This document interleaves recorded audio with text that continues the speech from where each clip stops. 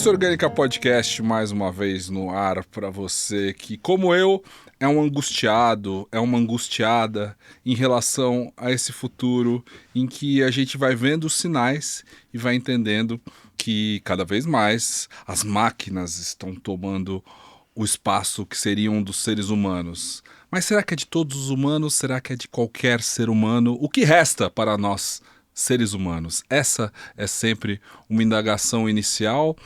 Thaís, querida, seja muito bem-vinda. Obrigada. Thaís Bueno, um prazer. Ai, já começou causando. Imagina ter você aqui no podcast hoje. E eu sempre digo, no começo, que esse é um podcast pessimista. Ele é pessimista porque ele tem muito mais a ver com os meus traumas, medos, impressões e aflições em relação a esse futuro, que eu olho e cada vez mais tenho menos esperança de que tudo que a gente está vivendo possa resultar em algo que se entenda como positivo para a humanidade. E o papel do entrevistado aqui é me trazer uma palavra de otimismo, de esperança. Será que essa palavra vai vir de você? Seja muito bem-vinda. Obrigada. Bom, eu sou uma pessoa bastante otimista, né? Mas eu também sou uma pessoa bastante realista. Então eu espero que a gente possa conversar, sim, sobre o futuro. Eu acho que tem perspectivas interessantes, tem perspectivas nem tão interessantes. Mas eu sempre me considero alguém com um pé no realismo muito grande, né? Mas eu também me considero uma pessoa bastante otimista pela minha própria trajetória, minha própria jornada e como eu ando vendo as coisas, né? E eu acho muito legal essa sua jornada, porque você, como eu, é uma jornalista, só que você teve uma carreira, que eu quero que você conte um pouquinho para quem ainda não te conhece, que ouve a gente, mas uma carreira dessas que eu gosto, que elas não são lineares, né? Que elas permeiam por várias áreas e vários caminhos e tem altos e baixos e que ela... Ou seja... que nem sei se o baixo é baixo, mas e que tudo torna aprendizado e que, de certa forma, você sabe que eu estava agora à tarde num evento que era sobre carreira e aí eu percebi que as pessoas ainda já querem valorizar essa carreira como a sua, que ela é de uma coleção de experiências em diversas áreas que forma esse profissional, como é você, eu quero que você explique, mas que é multitarefa e com várias habilidades diferentes, principalmente do que é valorizado para o futuro e para o presente hoje nas empresas, que é o tal do soft skills, né? Ou seja, a capacidade da gente se adaptar, que tem muito a ver com a formação jornalística, por incrível que pareça, mas como a prática das empresas ainda não é assim. Como então, ainda é valorizado muito, mas tá muito mudando. Resultado. Então, tá mudando, mas mudando. Ainda não... Eu vejo uma intenção de que mude e que tá todo mundo vendo esse futuro, só que ainda não bateu. Ainda não tá. É uma percepção que eu tive desse evento, mas conta aí, primeiro, de onde você veio, que você é bem-vinda, pra gente começar como Jack Estripador por partes. Não, vamos lá. Eu acho que vou contar quem eu sou e tentar trazer um pouco a minha trajetória e por que eu enxergo já algumas mudanças significativas sobre esse aspecto. Como você sabe, eu também sou jornalista, como você. Eu escolhi jornalismo porque eu gostava de ler e de escrever. Olha que inocente, né? Eu nem gostava muito de falar em público, e é uma das coisas que eu mais faço hoje em dia. Mas isso são outros 500. Quando eu entrei na faculdade de jornalismo, na ECA, em 2001, a gente já começou a falar da bolha da internet. Ia começar a falar um pouco da redefinição do papel da profissão. Ou seja, que passaria a haver menos jornal impresso, que as pessoas consumiriam mais o conteúdo pela internet e que talvez a profissão do jornalista, como a gente conhecia, estava ultrapassada. Obviamente que a grade da ECA USP não refletiu as mudanças. Então eu fiz aula de radiojornalismo, imagine você. Quer dizer, uma disciplina que eu entendi como morta na faculdade, mas a gente adapta e olha a quantidade de podcast que a gente tem hoje em dia. No primeiro ano da faculdade, eu percebi que o jornalismo já não era para mim. Eu fui na minha mãe e falei, mãe, eu não quero fazer essa faculdade, não tem nada a ver comigo. Ah, não, filha, minha mãe, né, você já passou uma vez na USP você vai largar isso? Eu falei, mãe, mas eu passo de novo. Opa! Ela falou, não, filha, é melhor você acabar. Se depois que você acabar, você quiser prestar de novo e passar, fique à vontade. Eu fiz os 4 anos, levei minha carreira para o mercado empresarial, então colecionei algumas experiências já em assessoria de imprensa, porque eu sabia que eu não ia para as redações. Prestei e concentrei as minhas optativas, porque naquela época a grade da ECA era Era 50% obrigatório e 50% optativa.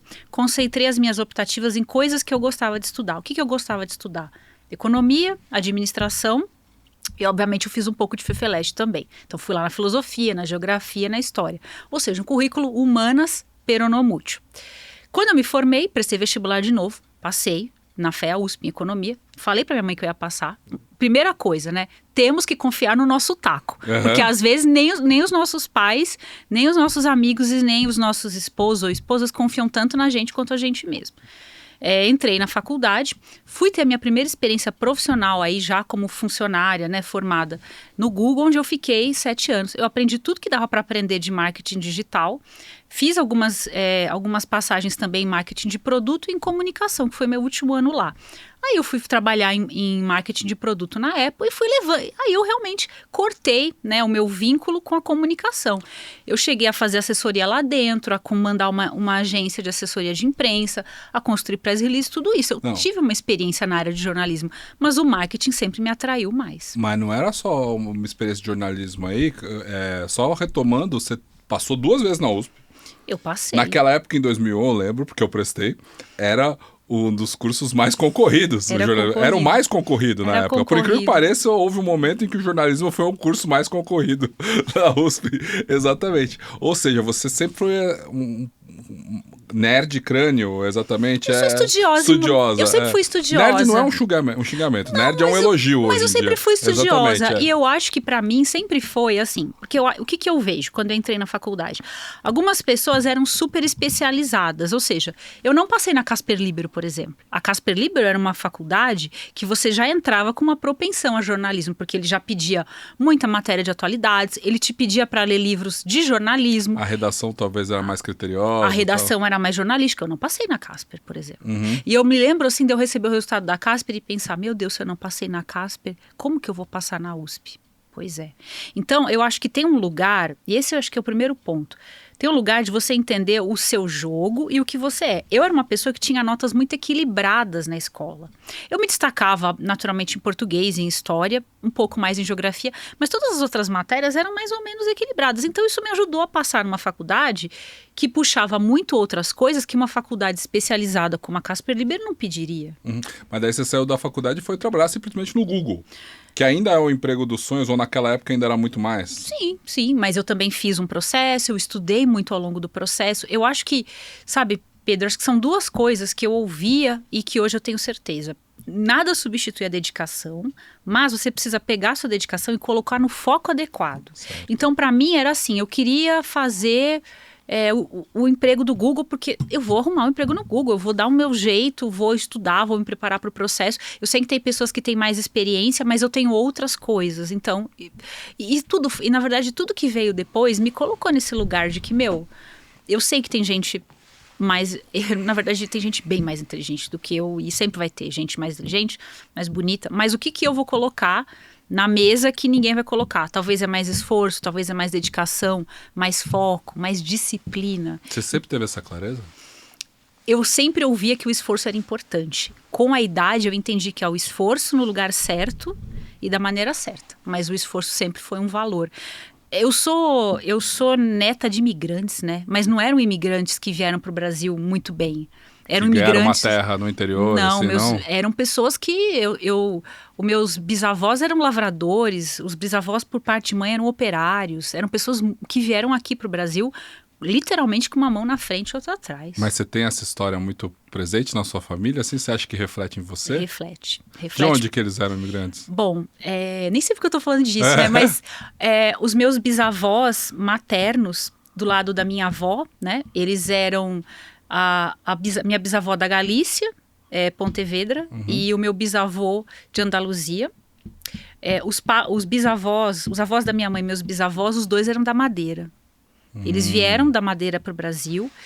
O meu avô, ele é o segundo filho, ele é filho do segundo casamento da mãe dele. A mãe dele teve ele com 40 anos, ela ficou viúva e teve que se casar de novo, casou com o pai do meu avô, meu então bisavô, mas eles já não vieram da Madeira casados para cá.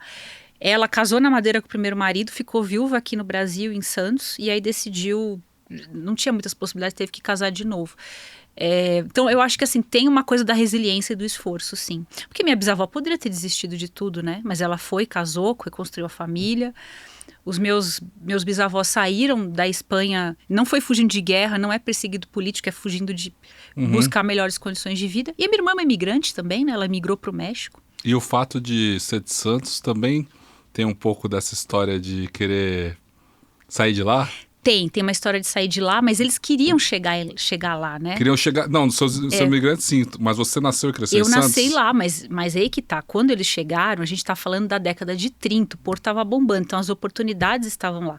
Quando eu saí nos anos 2000, em que o Porto já tinha diminuído muito de tamanho, não havia oportunidades. Então acho que a história da minha família é uma história de pessoas que sempre tiveram abertas as oportunidades. Sim.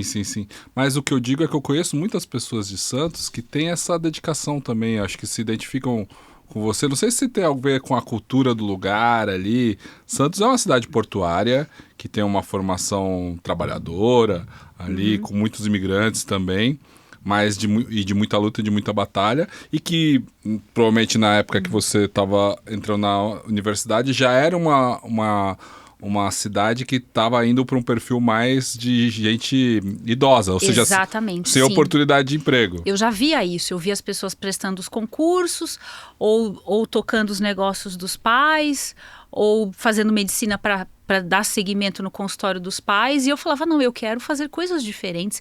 Eu me lembro que eu tinha 13, 14 anos, eu falei para minha mãe, esse colégio está muito fraco, nós precisamos buscar um colégio melhor para mim, eu quero morar e trabalhar em São Paulo, eu não vou conseguir passar na USP com essa escola. Caramba, teu pragmatismo ele é de berço. Sim, eu sempre fui assim, mas eu acho que é isso, né, eu ouvia as histórias da minha avó, dos pais dela, das oportunidades, das dificuldades, e eu pensava que eu tinha que, no mínimo, honrar aquelas pessoas que tinham feito tantos sacrifícios para que a gente pudesse ter alguma coisa e dar seguimento. Então, eu acho que assim, tem pessoas que vencem na vida sem esforço, é verdade. Mas no meu caso, sempre teve que vir muito esforço e a dedicação, né? Mas hoje, com 40 anos, eu sei que esse esforço tem que estar no lugar certo. Você tem que pegar o teu esforço e colocar na direção certa, porque senão você não chega.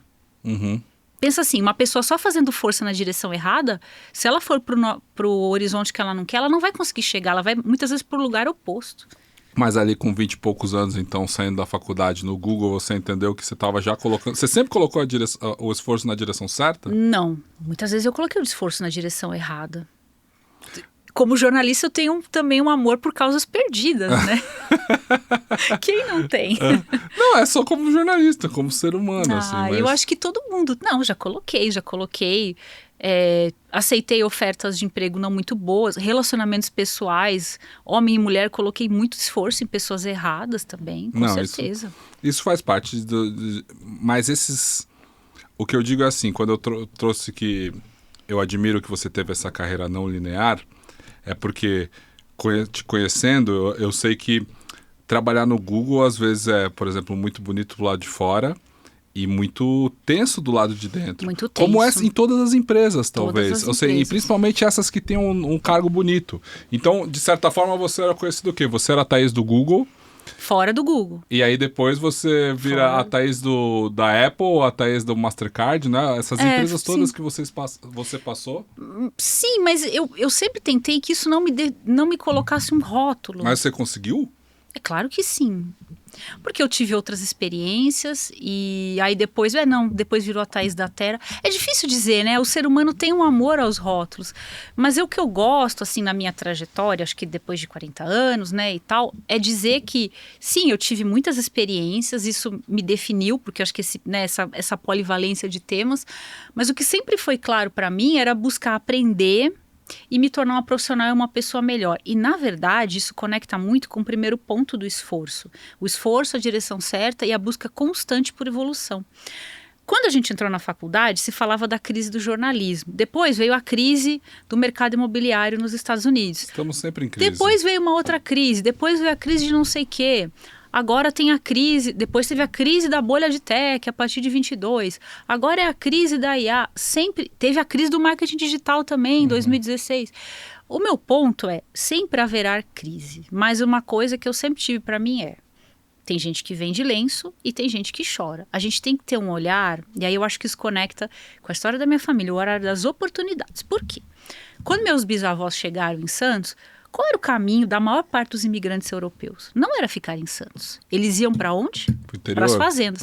Por que a minha família não foi para as fazendas? Até hoje eu não tenho essa resposta. Mas eu acredito que eles chegaram em Santos, viram a urbanização, viram o porto e ficaram ali.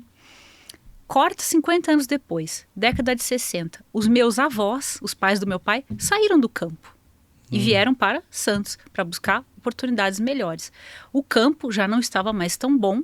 E eu me lembro do meu pai contando essa história de falar, o avô queria que ele ficasse, ele falou, não. A avó queria que ele ficasse. Falaram assim para ele, não, o Darcy precisa ir. Porque o Darcy vai ficar aqui na roça, ele vai ser que nem a gente. Se ele for para a cidade, ele poderá ter uma vida melhor. Ele vai acabar os estudos. Então, o meu ponto é, sempre haverá oportunidades. A gente, Pedro, tem que estar muito atento para onde elas estão. Se eu tivesse ficado no Google, e por muito tempo eu me arrependi de ter saído. Não no sentido de que eu deveria ter saído ou não deveria ter saído, mas será que eu não deveria ter insistido? Será que eu não deveria ter ficado mais um pouco? Eu não tenho essa resposta. Mas anos depois, eu comecei a ver muitos layoffs no Google e no Facebook. E amigos meus que trabalharam comigo saíram nesses layoffs, outros ficaram.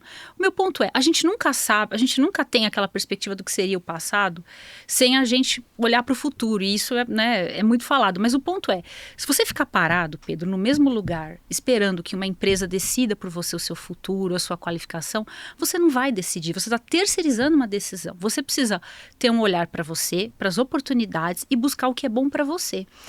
Muita gente foi para as fazendas, voltando, e enriqueceu. Mas muita gente também não enriqueceu. Muita gente ficou em Santos e se deu bem. Muita gente também não ficou. Mas o ponto é, se você for fazer o que todo mundo faz, você não vai estar olhando para você. Quando eu decidi sair do Google Pro Ipa, eu pensei, meu Deus, eu fiquei tanto tempo aqui, eu tive promoção, tive reconhecimento, mas eu vou fazer uma outra coisa, eu vou aprender uma outra coisa, eu vou aprender sobre os aplicativos no iOS, porque o Google estava engatinhando ainda no Google Play, no Android. Eu aprendi muitas outras coisas. Depois que eu saí da Apple, fui aprender mais sobre varejo no Walmart.com, depois na Mastercard. O que sempre me drivou foi olhar as oportunidades e o que eu poderia aprender. E para ser uma profissional mais completa.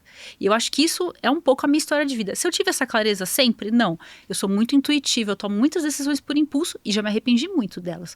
Mas se eu não olho para o futuro com uma perspectiva de aprendizado, de conhecimento, eu vou ficar parada. E aí, um pouco de filosofia aqui também, que eu sei que você gosta. Né? Caibalion. Tudo que está parado já está caindo.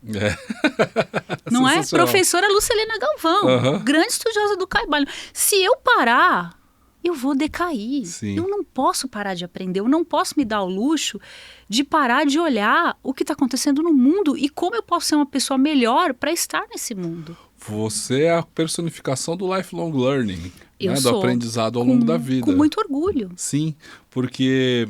E é engraçado, você estava falando, eu fico pensando, a gente fica, voltando àquele ponto que eu chamei a atenção no começo, a gente fica preso a esses rótulos, mas não é tão mais maravilhoso chegar com 40 anos e ter, todos esses badges no seu currículo, ou seja, todos esses brochezinhos. Sabe quando a gente ia no Outback, não sei se tem isso, mas tinha no Fridays, TGI Fridays, que os garçons têm vários pins, vários brochezinhos assim, ou então uma mala com vários adesivos da cidade que passou, assim. Mas muitos broches muitas vezes são usados para cobrir rasgos na mochila, cicatrizes que a gente tem. Esse é o ponto também. Sim. Nem todas as mudanças são fáceis ou a gente se dá bem. Damos passos em falso na vida, tomamos decisões por impulso. O coração não é bom para decidir, muitas vezes a gente decide com o coração. Isso tudo faz parte da vida, mas o ponto é, a coisa mais importante, na minha visão, é a gente não ficar parado e não parar de aprender. O momento que a gente para de aprender ou de se desenvolver, aí sim a gente começa a ter problemas. Um dos pontos, mas exatamente isso, com certeza cobre cicatrizes assim, e hoje a gente vive um mundo que, talvez ele sempre foi assim, não é uma percepção recente, mas ele foi potencializado pelas redes sociais, em que as pessoas vivem para contar vitórias. E só o palco que vale. E a gente passa a vida inteira se comparando com o palco dos outros. Certamente. E a gente tem a nossa visão de bastidor da nossa vida, Certamente. olhando para o palco dos outros. Então, o conselho é sempre não compare o palco dos outros com o seu bastidor. Que tá todo mundo mostrando palco, mostrando Com sucesso. certeza. Com certeza, essa sua trajetória, ela tem muitos rasgos no Com certeza, paletó. vários furos. Só que, e mesmo quando você fala, eu já me arrependi no passado, mas tem um momento da maturidade em que você entende que também todo esse caminho te trouxe até aqui, para esse momento que você está vivendo agora. Não, e todos os erros, o erro é o melhor professor. O ser humano, ele não aprende no acerto, ele aprende na vulnerabilidade, no erro. Certamente, mas aí tem um outro ponto que eu queria trazer para você, que eu aplico, né? Porque eu sou uma produtora de conteúdo, né? Eu fui sua aluna, inclusive, lá no Saber Ampliado. E aí eu produzo esses conteúdos, eu tenho uma pauta, eu desenvolvo uma narrativa. A verdade é que, como uma produtora de conteúdo, eu me coloco numa situação, numa posição de ter uma responsabilidade social com esse conteúdo, e aí isso vem do jornalismo. De a gente não ser enganador, a gente não ser mentiroso e a gente colocar alguns pontos de vulnerabilidade, sim, porque eles são importantes, porque eu também sou professora, sou mentora e eu preciso trazer isso para quem às vezes está 10 anos atrás na carreira ou está começando agora, fazendo uma migração, está no seu primeiro ano de produto, por exemplo, e acha que tudo são flores, que tudo são coisas que se abre um livro e se aplica uma receita. E a vida real não é assim. Então eu coloco assim, ok, o jornalismo eu não pratiquei, mas eu trago comigo a responsabilidade social do comunicador, Sim. que é o compromisso com a verdade e com os fatos. E que mesmo quando é um ponto de vista, que ele deixe claro que é um ponto de vista. E que não que aquilo é absoluto. Não vou fazer estratégia de clickbait, por exemplo. E não te desanima ao ver que o mundo está caminhando para uma comunicação que não é assim? Sim, me desanima bastante. Me desanima bastante. Me desanima bastante porque às vezes eu produzo um texto bom que supostamente está muito denso para o algoritmo e eu tenho que passar no meu assistente para deixar ele mais catchy, como a gente fala. Mas eu entendo que são fórmulas. Quando a gente aprendeu produção textual, a gente tinha que trabalhar com o lead, lembra? Sim. É o lead apimentado, incensado, com um pouco mais de calor para a gente gerar essa tensão. Reza a lenda de que, não sei se era Platão que o Sócrates, ou Sócrates, que o Sócrates...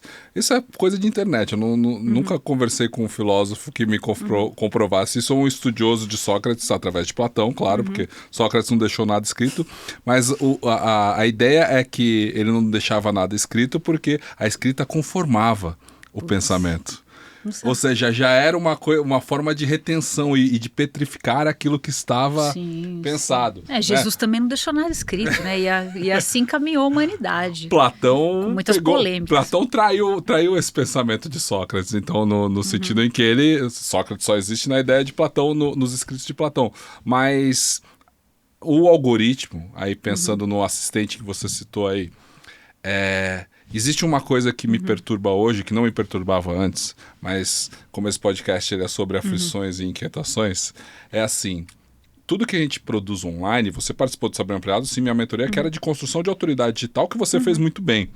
Faz muito bem ali no LinkedIn, principalmente. Ainda estou fazendo. Ainda há trabalho a ser feito. Sempre, porque nós somos uma obra em movimento, não nascemos prontos. Não nascemos prontos. Mas... Em dado momento, como a gente vive amparado e inundado de inteligência artificial, no sentido de que o que a gente consome é entregue por uma inteligência artificial, por um algoritmo. O algoritmo é uma inteligência que pauta o que vai ser entregue e o que não vai ser entregue para os outros. É isso. Eu tive que adaptar o meu texto para ele ser entregue. Ou seja, somos escravos de um algoritmo que vai moldando a nossa criação. Ou seja, eu vou adaptando o meu conteúdo para ele funcionar, para ele dar certo, para ele ser entregue para outras pessoas. Mas é que o meu é a mensagem também. Não tem... Cara, eu acho que assim, sim, é verdade. Sim, as coisas são mais polêmicas, sim. Mas assim, havia outros mecanismos de gerar polêmica há outros anos. Você estudou, você deve ter tido a mesma grade que eu. Você estudou as estratégias de propaganda nazista, Sim. certamente. Você foi lá, você estudou a escola de Frankfurt. eram outros meios, outros mecanismos para gerar atenção e gerar até uma certa alienação em cima das pessoas. Para mim, hoje, os meios são outros. Não é questão de alienação, não cheguei nem tão fundo. É a prática de... Por exemplo, eu tenho que... O que dá certo é falar sobre certo tema. Eu sou obrigado a falar sobre certo tema para chegar nas pessoas, porque esse tema vai ser entregue não pelo interesse genuíno das pessoas, mas pelo interesse da forma que foi criada pela democracia. A democratização da mídia é uma coisa muito boa, né? Você entende isso, né? Você ganhou uma voz que você não teria, eu também ganhei uma voz que a gente não teria. Todos nós, né? Então, assim, a internet fez uma coisa muito boa, mas ao mesmo tempo em que no andar da carruagem já tem 10 anos que existem redes sociais na mão de todo mundo, com a possibilidade de criar áudio, vídeo, texto, o que for. Em algum momento a gente aproveitou muito bem isso. No segundo momento, talvez da pandemia para cá, as coisas estão se movendo de um jeito que é menos interessante. E aí a gente vê os estudos vindo do MIT aí para falar que o uso da inteligência artificial diminui a nossa capacidade cognitiva, vai diminuir nossa mais. inteligência. Você tem clareza disso? Sim, se você... Mas aí é que tá. Tudo na vida depende.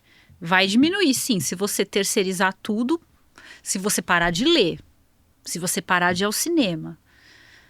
Se você parar de ter repertório, você diz, né? Sim. Porque a inteligência orgânica mora no repertório. O ponto é, você vai usar a IA para otimizar tarefas repetitivas e parar de ficar catando milho no Excel e pedir para ela te jogar uma fórmula que você não lembra.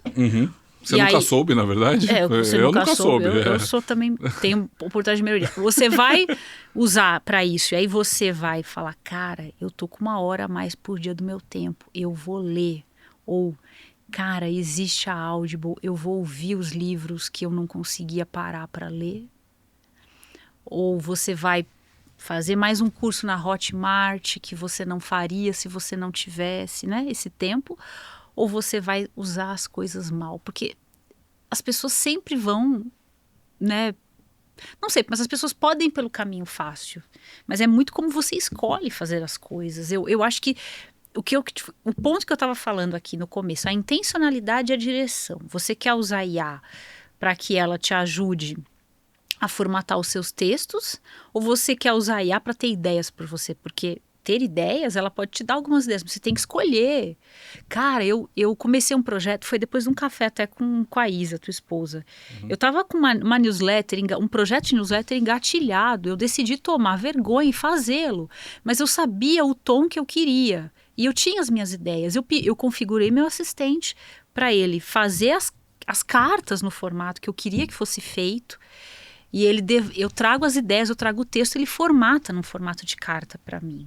O título do meu projeto é uma brincadeira com uma obra que talvez 90% das pessoas que consomem a newsletter não conheçam, que é Cartas a um Jovem PM, porque eu estou fazendo uma paráfrase do Cartas a um Jovem Poeta, né? Que é um escritor mais velho escrevendo para um escritor mais novo. Então é uma PM mais velha escrevendo para uma PM mais nova. Eu configurei o assistente para ele fazer num formato de carta, que é um formato legal, que eu sempre me dei muito bem no formato de carta. Passei na Unicamp lá, no vestibular, no formato da carta, porque eu me dou bem com carta. Então eu aproveitei uma potencialidade minha e aí, em vez de ficar 1h30 escrevendo uma carta, o assistente sabe como a Thaís escreve, ele sabe as palavras, eu só dou a ideia e 3 ou 4 parágrafos ele formata para mim.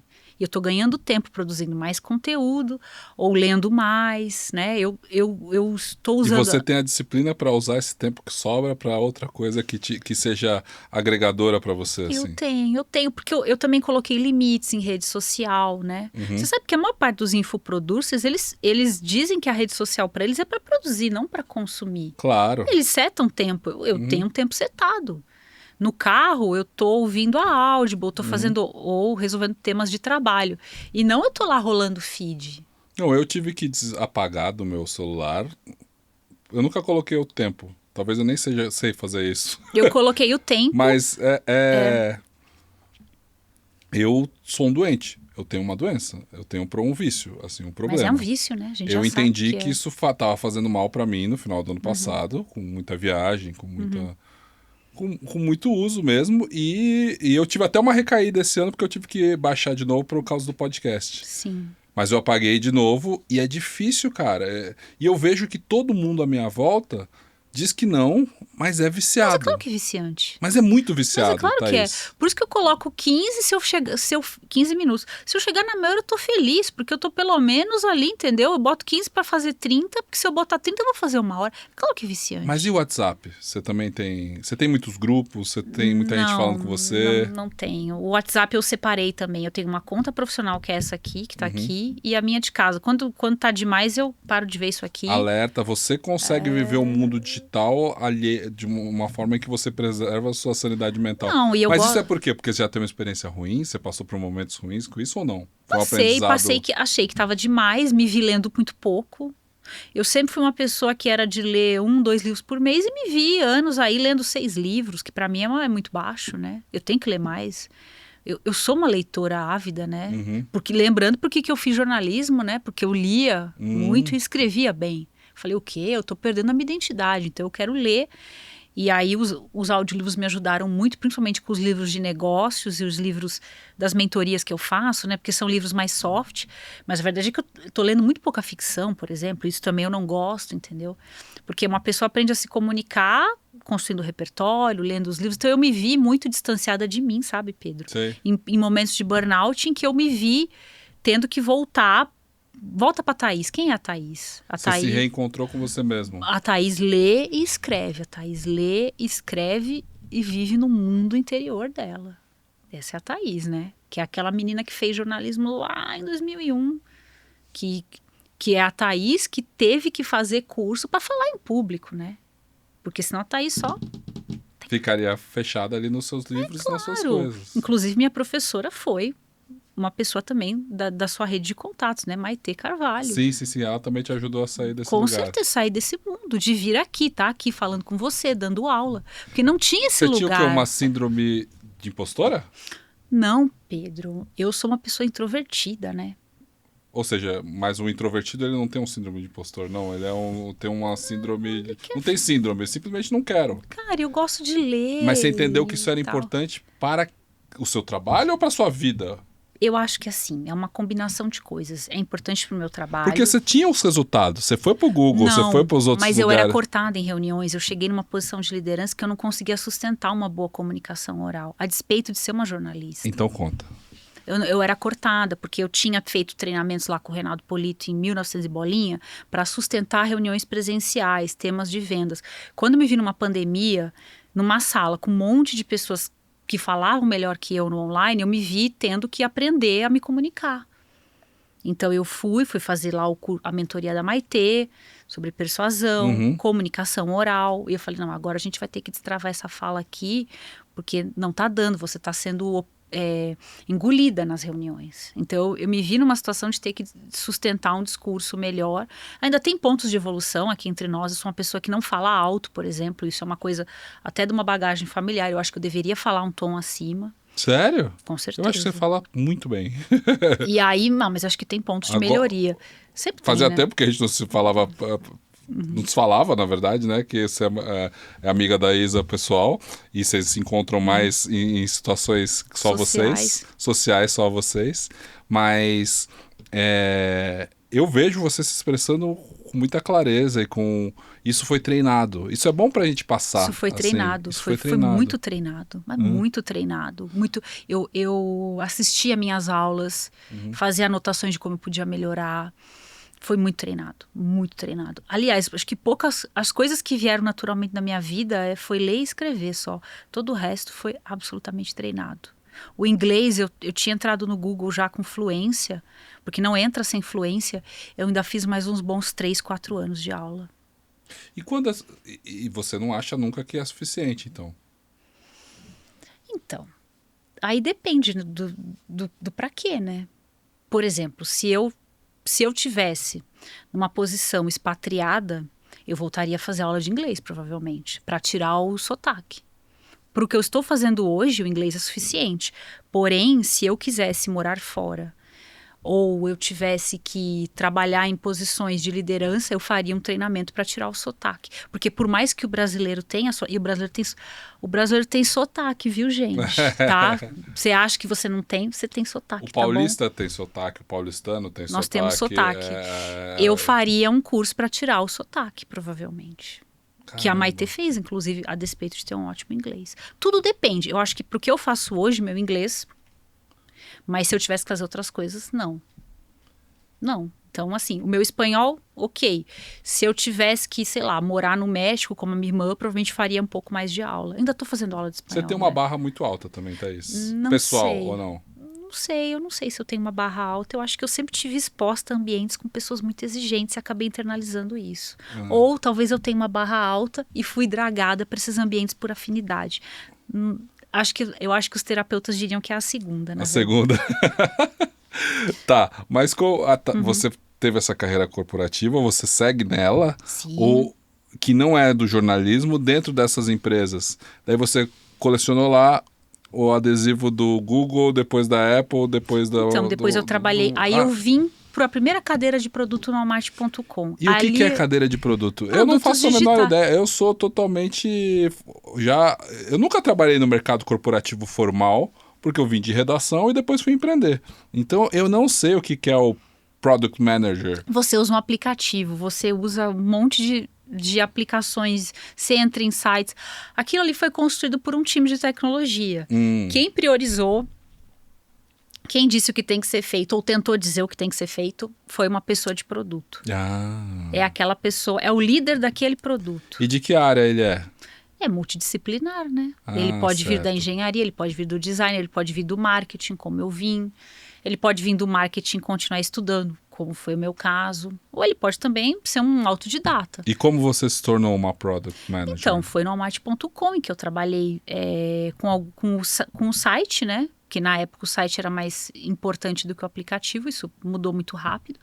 E aí eu me vi numa posição em que eu estava conjugando interesses, dizendo para a tecnologia o que era importante, dizendo para o comercial quando a tecnologia ia entregar, e eu me apaixonei por... Eu não me apaixonei por tecnologia, porque eu sempre fui apaixonada por tecnologia, mas eu me vi numa cadeira em que eu poderia usar tudo que eu tinha de generalista para gerar resultado, para construir coisas que as pessoas fossem usar e fossem gostar, e essa é a minha carreira, assim. E eu venho nisso desde então. Aí eu fui PM Product Manager na Mastercard, depois trabalhei na Ace Startups, depois disso trabalhei na Raia Drogasil, hoje é RD Saúde, depois tive uma passagem na OLX Raizen e agora estou na Rock Cantec. Eu fui sempre trabalhando em produto, mas eu fui também me tornando uma pessoa mais sênior. Passei a liderar equipes a partir da RD Saúde e desde então venho seguindo. Eu gosto muito de fazer o que eu faço. Eu me considero uma pessoa que se encontrou profissionalmente após os 35 anos, que foi nessa cadeira de produto. Por isso que eu falo, calma, que se você não sabe bem, né, você está ali, uma hora as coisas vão encaixar. Mas eu tenho certeza, Pedro, que eu não vou, mesmo que eu continue na cadeira de produto até os 60 anos, não vai ser mais o mesmo mercado nem a mesma cadeira. Por quê? Porque as coisas mudam, né? Sim, o homem não volta no mesmo rio duas vezes. Mas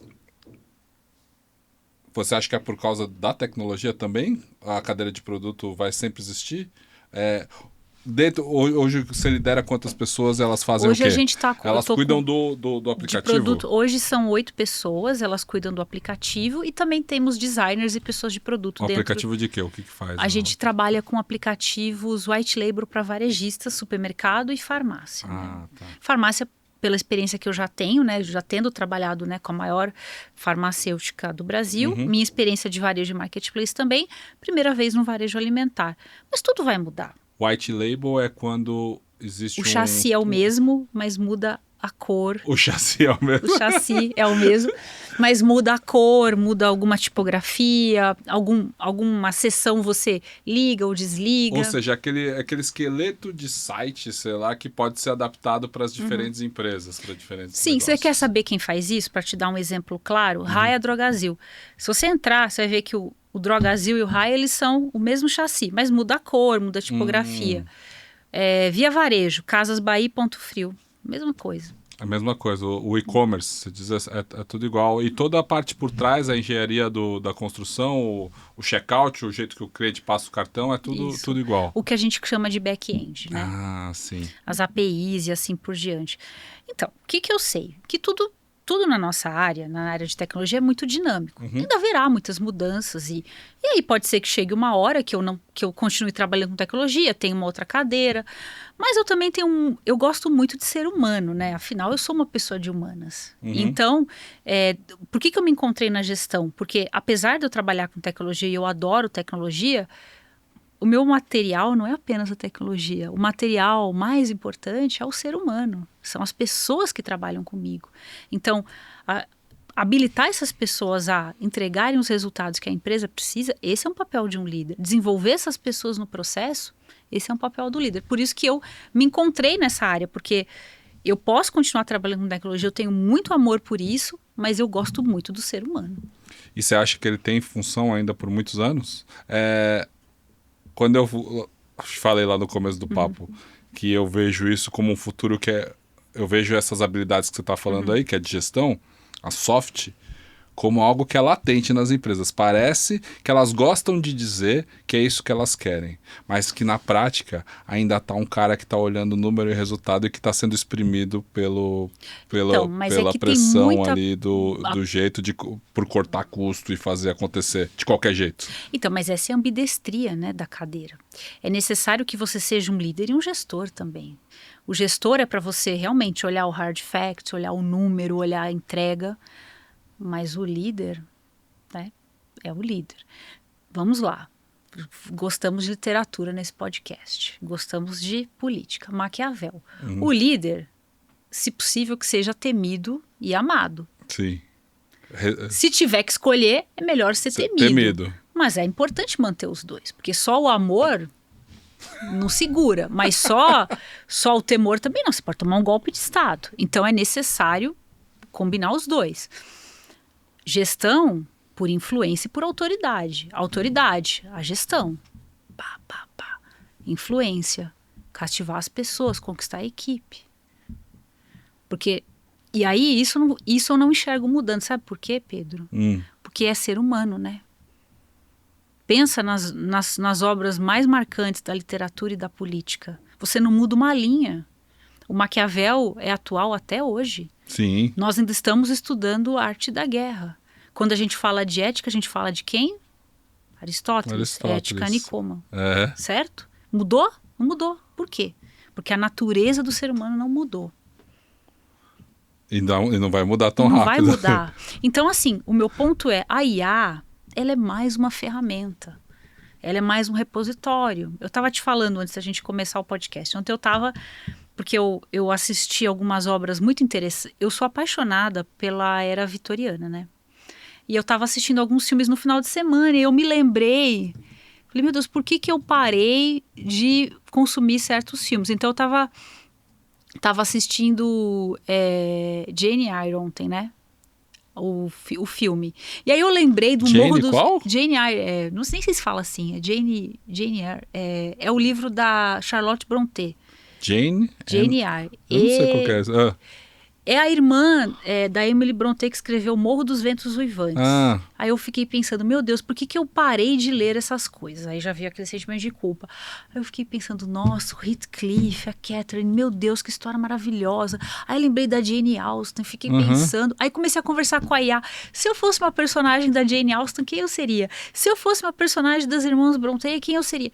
Eu falei, gente, sabe por que essas histórias... E as pessoas continuam gostando dessas histórias, não é? Sabe por que essas histórias não morrem? Porque elas são clássicas, elas falam de gente. Elas falam de gente. E de sensações, de experiências que são eternas, são clássicas. Exatamente. Então, assim, e a IA tem acesso a isso. E ela vai te responder quem você é. Por quê? Porque de tanto interagir com ela, ela te conhece. Claro, isso é um perigo. Eu uso intensamente há 3 anos e ela já consegue não só pensar como eu penso, mas fornecer para eu pensar as pesquisas e os alicerces para eu pensar melhor.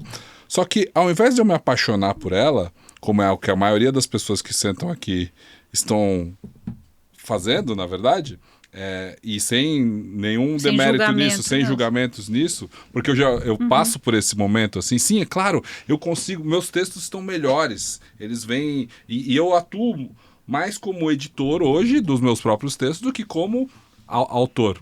Só que minha experiência como escritor, como repórter, ela sempre foi muito mais legal do que como editor.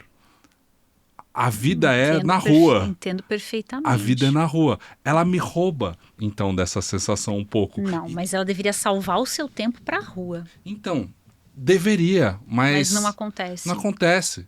Não acontece porque não é como se eu... Mesmo que eu vá pra rua, volte e conte, GPT, ou então na rua mesmo, fala, GPT, cara, eu quero escrever isso sobre isso aqui. Ela me entrega um negócio pronto. Eu, Pedro, tenho dificuldade em pegar o negócio pronto que ela fez com os meus dados e com a minha, e que aquilo sou eu. É uma ferramenta. A mesma coisa que eu tivesse feito uma conta numa calculadora. Sim. Eu tenho dificuldade de me apropriar daquilo como sendo meu. Mesmo, e eu posto aquilo, eu assino aquilo, eu faço aquilo. Eu também. Só que essa é a grande discussão. Porque o humano, Thaís, e você fala isso muito bem com toda a sua bagagem e interesse pelas artes e pela literatura. O que é humano é o que é artístico, é o que vai sobrar pra gente. Então, ela não vai escrever Orgulho e Preconceito, Razão e... Não vai. Ela não vai compor Acabou Chorar. Ela não vai, sabe? Que eu tenho falado em palestra. Ela não vai. Você vai dar os elementos. E eu digo que vai ficar marcado, e é um pouco mais triste, um pouco mais antigo do que isso. Há quanto tempo a gente não tem obras-primas dessa natureza no mundo? Ô, Thaís, ela não vai. E nem a gente que fica usando ela demais, cara. Não vai. Quando morreu o último grande escritor brasileiro de literatura? Machado de Assis? Não, tem o Jorge Amado. Jorge Amado. Cara, João Baldo Ribeiro. Eu gosto de Mário Quintana, mas eu também gosto. Tipo... Mas você entende onde eu tô querendo chegar? Sim. E é o que... Mas isso também aí a gente entra numa área de que beira o preconceito de entender que as grandes obras são aquelas do passado. Ou seja, tem um monte de escritor... Oi? Mas são. Eu acho que são. Mas de literatura, sim. Mas isso é a cabeça de pessoas que têm 40 anos, Thaís. Eu sou antiga. Eu também sou antigo. A gente e tem um apreço por um tipo de literatura. Eu tive uma conversa aqui muito boa com o Thiagson, que é um cara que é um acadêmico e estuda funk. E o funk... daquele que você, com essa cara que você fez, acha absurdo. Eu também acho, eu não sou fã daquilo. Não é mas a a academia geração, né? olha aquilo também com preconceito. Ou seja, todo mundo deveria ouvir Mozart, aquilo que presta, e o que está sendo produzido de forma periférica não é. A gente é sempre mais arcaico, né? Mas se fosse pessoas como a gente, não tinha tido movimento modernista aqui em São Paulo, né? Não tinha tido. Não tinha exatamente. Tido. A gente ia ser lá o Monteiro Lobato espinafrando, é verdade. A gente está sempre olhando com um viés... do retrovisor. De retrovisor e de alguém que nós somos latino-americanos, crescemos no mundo ocidental, debaixo de um modelo capitalista, de uma forma você tem razão, as coisas precisam dominada, se reciclar, é verdade. Com uma influência colonizadora em cima da gente, então nós somos, mas assim, entendeu? Não, é verdade, mas pensa assim, ser humano, o ser humano, ele não muda. A gente queria que ele mudasse, né? Na verdade, porque se a gente estivesse mudando em essência, significa que a gente estaria evoluindo, a gente não teria mais ciúme, a gente não seria mais violento, a gente não ficaria sofrendo por amor, né? Porque é isso que essas obras aí contam. Estaríamos criando pessoas sem problemas mentais, sem traumas. Não haveria mais sociedade com preconceito, estrutura de classes. Crime, não haveria mais mortes. E a gente continua com esses problemas, né? Então, assim, eu acho que meu ponto no final do dia... A IA ela pode substituir algumas atividades, e acho que até já está. Mas o que eu sinto, né? A necessidade do ser humano de ter contato com outros seres humanos, de colar com os outros seres humanos, entender, conversar, fazer o que a gente está fazendo aqui, ela não vai mudar. Porque a nossa natureza não muda. Não é que a nossa natureza não muda, mas acho que ela não muda tão rápido quanto a IA, né? Não, isso com certeza não. Então, no final do dia... Algumas funções, sim, entendo que pode ser que haja alguma substituição, principalmente relacionadas a trabalho, né, mais assim, repetitivo. Sim, o que as suas cartas ao jovem PM dizem? Eu só falo de soft skills, na verdade. Eu falo de resiliência, eu falo de cansaço, eu falo de estratégia, de priorização, eu falo sobre gerar mais impacto, percepção. As cartas são puramente soft skills. Eu falo de tecnologia, claro, porque é o meu mundo, mas são soft skills para as pessoas de tecnologia. Mas, por exemplo, parte do produto do PM, então, é conversar diretamente com as pessoas que são da área de TI, com programadores. Não apenas, mas com cliente também. Com cliente e programadores, tudo bem.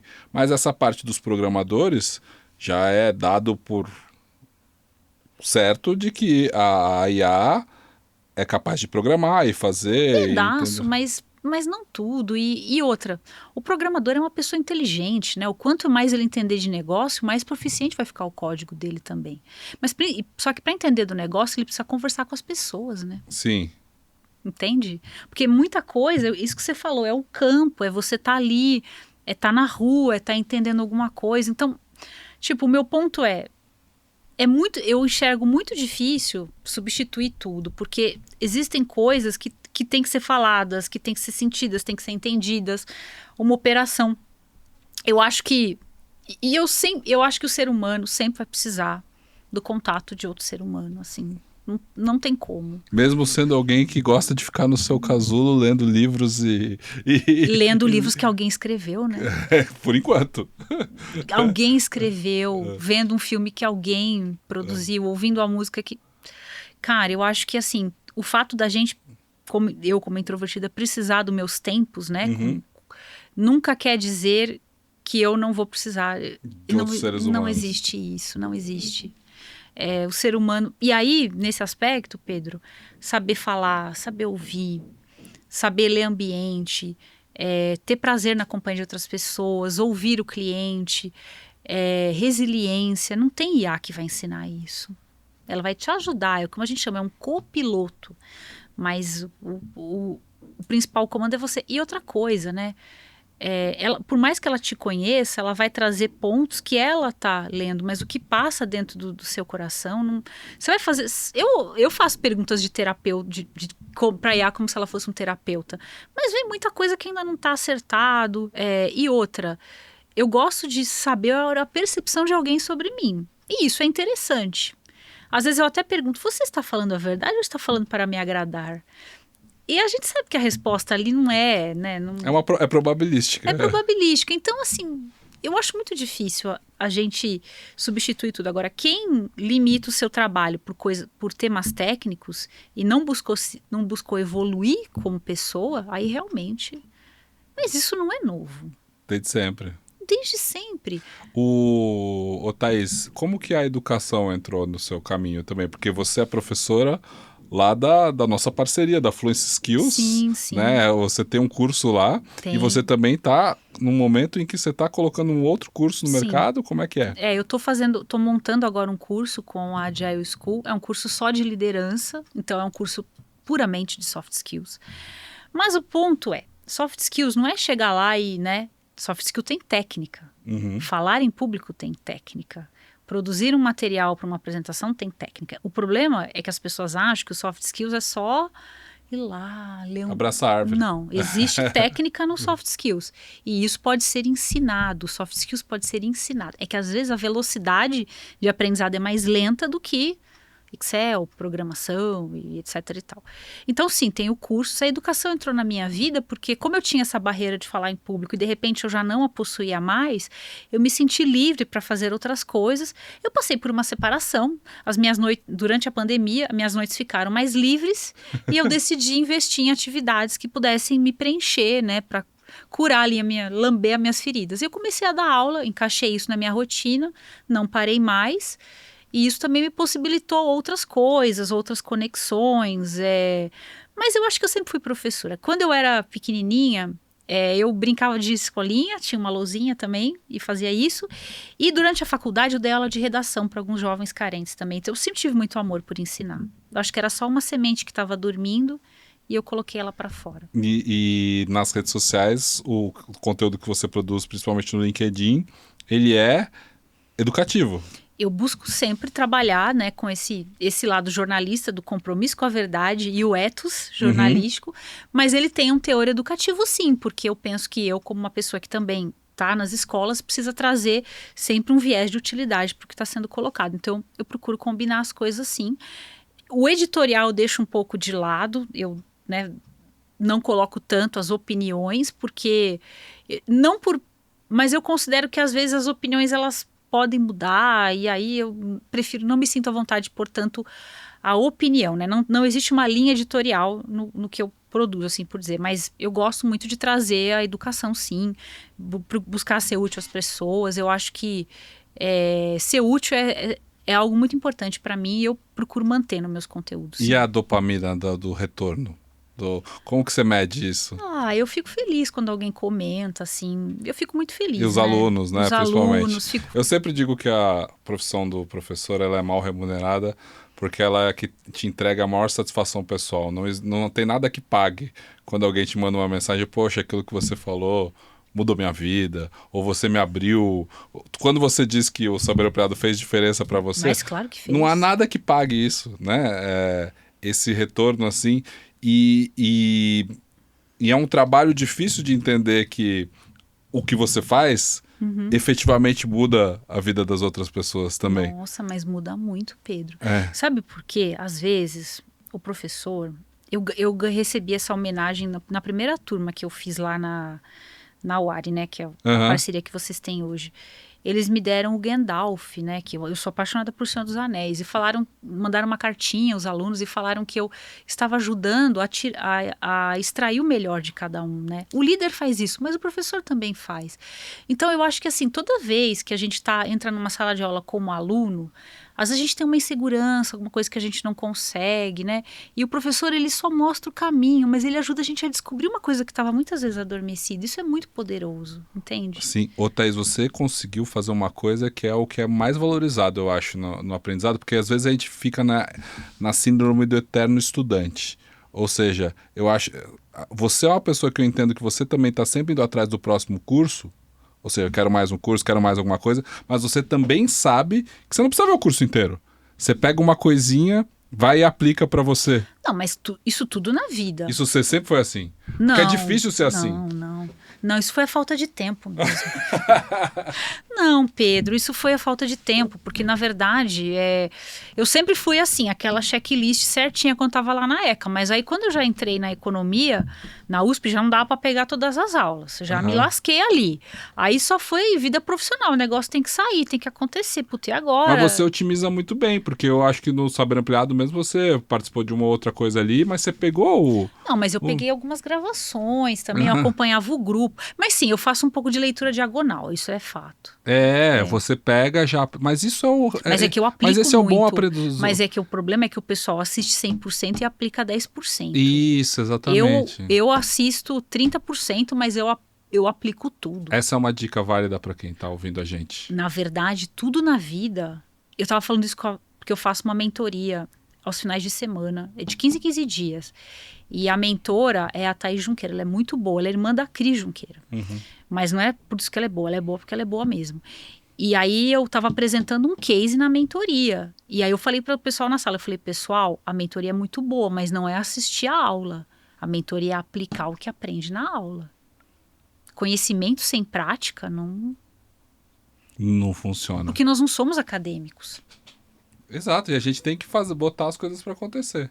Então, se você quer saber, a sua prática de oratória, sua prática de comunicação está nota 10, nota 20, nota 11, porque esse papo aqui foi muito agradável, não teve silêncios incômodos, não houve momentos em que faltou assunto, tanto que poderemos continuar aqui além do horário do podcast, se você não tivesse uma agenda apertada, eu também tenho uma agenda apertada, apesar de que temos que usar essa porcaria de inteligência artificial para liberar esses momentos. Para liberar essa agenda. E para ter muito mais isso daqui, olho no olho, cara na cara. É isso, se a gente conseguir usar as ferramentas de gestão de tempo, de produtividade de IA, para a gente liberar o nosso trabalho repetitivo e extravasar a criatividade, a gente vai chegar num lugar ótimo.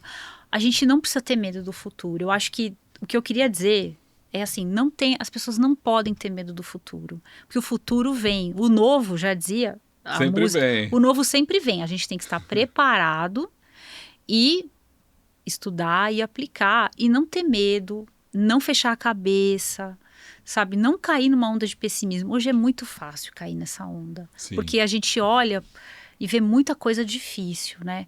Mas a energia do medo, ela nunca foi boa, porque o medo paralisa a criatividade, sabe? Sim, e eu sempre digo que aqui a gente pratica o pessimismo proativo. Que é porque eu acho que vai dar merda que eu tô fazendo isso. Porque eu acho que vai dar errado que a gente tem que se juntar e encontrar soluções. O meio para fazer isso. Exato. Mas apesar de perceber...